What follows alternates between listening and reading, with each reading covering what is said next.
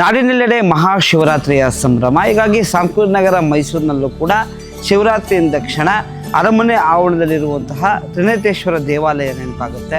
ಯಾಕಂದರೆ ದೇವಾಲಯದಲ್ಲಿ ವರ್ಷಕ್ಕೊಮ್ಮೆ ಅಂದರೆ ಮಹಾಶಿವರಾತ್ರಿಯೊಂದು ಮೈಸೂರು ಮಹಾರಾಜರು ಜಯಚಾಮರಾಜೇಂದ್ರ ಒಡೆಯರವರು ಅರಿಕೆಯಾಗಿ ಕಾಣಿಕೆಯಾಗಿ ನೀಡಿರುವಂತಹ 11 kg ಚಿನ್ನದ ಕೊಳಗವನ್ನು ತ್ರಿನೇತೇಶ್ವರನಿಗೆ ಧಾರಣೆಯನ್ನು ಮಾಡಲಾಗುತ್ತೆ.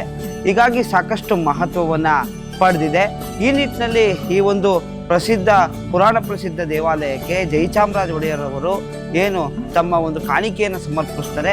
ಯಾಕೆ ಈ ಒಂದು ಶಿವನ ದೇವಾಲಯಕ್ಕೆ ಅಥವಾ ಮೈಸೂರು ಅರಮನೆ ಆವರಣದಲ್ಲಿರುವಂತಹ ಶಿವನ ದೇವಾಲಯಕ್ಕೆ ಈ ಒಂದು ಕಾಣಿಕೆಯನ್ನು ಸಲ್ಲಿಸ್ತಾರೆ ಅಂತಂದರೆ, ಬಹಳ ಪ್ರಮುಖವಾಗಿ ಜಯಚಾಮರಾಜ ಒಡೆಯರವರಿಗೆ ಆಧ್ಯಾತ್ಮದ ಮೇಲೆ ಶಕ್ತಿ ಹಾಗೂ ಅದರ ಜೊತೆ ಬಹಳ ಪ್ರಮುಖವಾಗಿ ಏನು ವೇದಾಧ್ಯಯನ, ಆಗಮಶಾಸ್ತ್ರ ಅಧ್ಯಯನ, ಉಪನಿಷತ್ತುಗಳ ಅಧ್ಯಯನವನ್ನು ಮಾಡೋದಕ್ಕೆ ಈ ಒಂದು ಜಾಗ ಸಾಕಷ್ಟು ಪ್ರೇರಣೆಯನ್ನು ಸಿಕ್ತು. ತ್ರಿನೇಶ್ವರನಲ್ಲಿ ಆಧ್ಯಾತ್ಮಿಕವಾಗಿ ಚಟುವಟಿಕೆಯಲ್ಲಿ ತೊಡೆದುಕೊಳ್ಳೋದಕ್ಕೆ ಸಾಕಷ್ಟು ರೀತಿಯಾದಂತಹ ಏನು ಸನ್ಮಾರ್ಗ ದೊರಕಿತು ಅಂತೇಳಿ ಅದೊಂದು ಕಾರಣ. ಹಾಗೂ ಏನು ತಮ್ಮ ಇರುವಂತಹ ಒಂದು ಏನು ಅವರಿಗೆ ಪುತ್ರ ಸಂತಾನ ಪ್ರಾಪ್ತಿ ಆಯಿತು. ಶ್ರೀಕಂಠದತ್ತ ನರಸಿಂಹರಾಜ ಒಡೆಯರ್ ಅವರೇನು ಜನಿಸಿದ್ರು.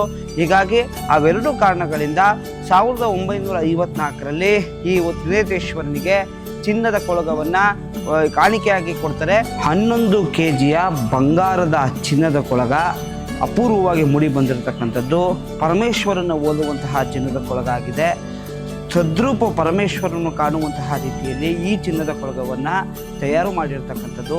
ಈ ಚಿನ್ನದ ಕೊಳಗ ಸಂಪೂರ್ಣವಾದಂತಹ ಬಂಗಾರದಿಂದ ಕೂಡಿರ್ತಕ್ಕಂಥದ್ದು.